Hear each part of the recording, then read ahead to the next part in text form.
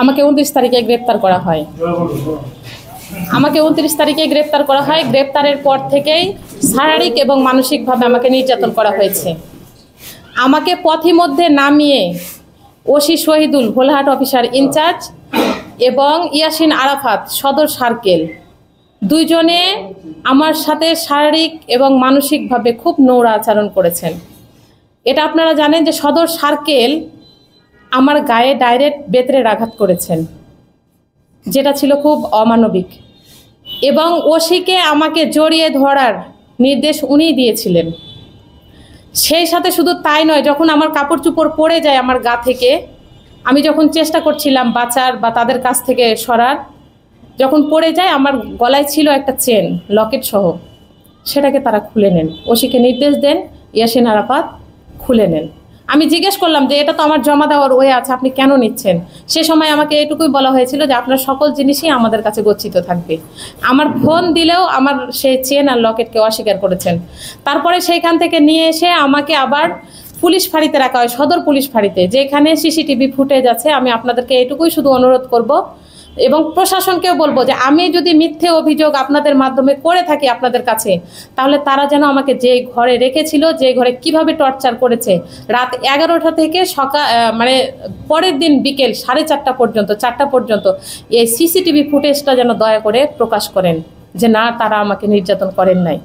যদি তাদের সেই সৎ সাহসটুকু থাকে, সিসিটিভি ফুটেজটা যদি তারা প্রকাশ করতে পারেন, তাহলে আমি আপনাদের কাছে আবারও প্রেস কনফারেন্স করে বলবো যে না, আমি মিথ্যে অভিযোগ করেছিলাম, তারা অপরাধী নয়। আমি শুধু এটুকুই বলবো যে আমার সাথে যা হয়েছে, খুব অসহায় নারীর মতো আমি শুধু সেদিন সহ্য করেছি। আমার পরিবার, আমি যখন 19 ঘন্টা আত্মগোপনে আমাকে রাখা হয়েছিল আইন শৃঙ্খলা বাহিনীর ক্যাপচারে, আমার পরিবার জানে না। আমি শুধু টেনশন করছিলাম, আমার মা অসুস্থ, আমার মা না জানি কি করে হার্ট ফেল করে যদি মারা যায়, যে আমার মেয়েকে কোথায় নিয়ে গেল। আমাকে যেই মামলায় গ্রেপ্তার করা হয়েছিল সেই মামলাটা ছিল ভোলাহাট থানার, কিন্তু আমাকে নিয়ে এসে রাখা হয়েছিল তাদের ঘৃণ উদ্দেশ্যের কারণেই সদর পুলিশ ফাঁড়িতে। এটুকু আমি আপনাদেরকে আরও একবার পরিষ্কার করলাম। শুধু এই বিবেক দিয়েই আপনারা দেখবেন যে কেন আমাকে এখানে নিয়ে আসা হয়েছিল, কেন এত দূরে নিয়ে এসে আমাকে রাখা হলো, কেন 19 ঘন্টা পরে আমাকে পরের দিন কেন আদালত চত্বরে নিয়ে আসা হলো, কেন আমাকে সাথে সাথে মানে আদালতের মাধ্যমে জেল কারাগারে প্রেরণ করা হলো না। তাহলে তারা আমার সাথে কি করেছে কি করেনি, এটা আপনারাও একটু বুঝতে পারবেন। আমি চাই, এটা হচ্ছে দুঃসময়ের শাসন শেষ হয়ে গেছে। আমি মনে করি অনেক জেল জুলুম সহ্য করেছি, দুঃশাসন শেষ করেছি, পতিত সরকারকে বিদায় করেছি।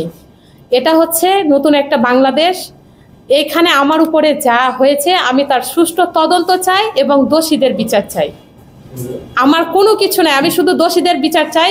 এই দোষীরা যদি শাস্তি পায়, তাহলে আদার্স যে কর্মকর্তারা আছে, সত্য যদি উদ্ঘাটিত হয়ে তাদের শাস্তি নিশ্চিত হয়, তাহলে সারা বাংলাদেশে আর কোনো নারী এইভাবে নির্যাতিত হবে না, এইভাবে শারীরিক মানসিক নির্যাতনের শিকার হবে না। আমি ঊর্ধ্বতন কর্মকর্তা বলেন, প্রধান উপদেষ্টা বলেন, স্বরাষ্ট্র উপদেষ্টা বলেন, আইজি বলেন, ডিআইজি বলেন, আমি সকলকেই বলবো যে আপনারা সুষ্ঠু তদন্ত করে যে দোষী, শুধু তার শাস্তি নিশ্চিত করেন, তার বিচার করেন। এটুকুই আমার চাওয়া পাওয়া, আর কিছু না। আমি মোসাম্মদ শাহনাজ খাতুন, বাংলাদেশ জাতীয়তাবাদী মহিলা দল চাঁপাইনবাবগঞ্জ জেলা শাখার শিক্ষা বিষয়ক সম্পাদিকা, ভোলাহাট উপজেলা বিএনপির যুগ্ম আহ্বায়ক এবং সাবেক ভোলাহাট উপজেলা পরিষদের মহিলা ভাইস চেয়ারম্যান।